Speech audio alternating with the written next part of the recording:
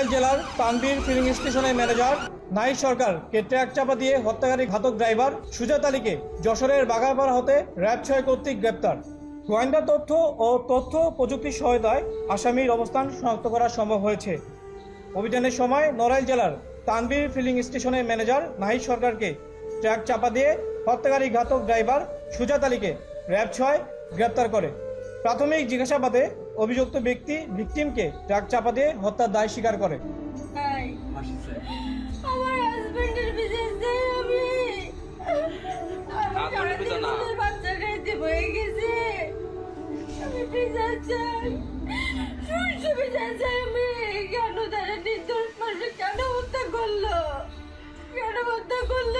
নড়াইল জেলার তানবীর ফিলিং স্টেশনের ম্যানেজার নাহিদ সরকারকে ট্রাক চাপা দিয়ে হত্যাকারী ঘাতক ড্রাইভার সুজাত আলীকে যশোরের বাগারপাড়া হতে র্যাব ৬ কর্তৃক গ্রেপ্তার।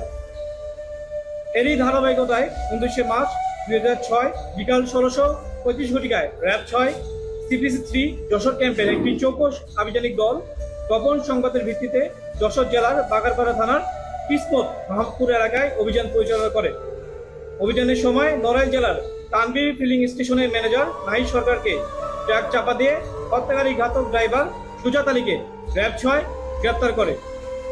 প্রাথমিক জিজ্ঞাসাবাদে অভিযুক্ত ব্যক্তি ভিকটিমকে ট্রাক চাপা দিয়ে হত্যার দায় স্বীকার করে। আমার হাজবেন্ডের বিজনেসে আমি বাচ্চা খাইতে বয়ে গেছে। আমি বিচার চাই, সুস্থ বিচার চাই। আমি কেন তারা নির্দোষ মানুষ কেন হত্যা করলো?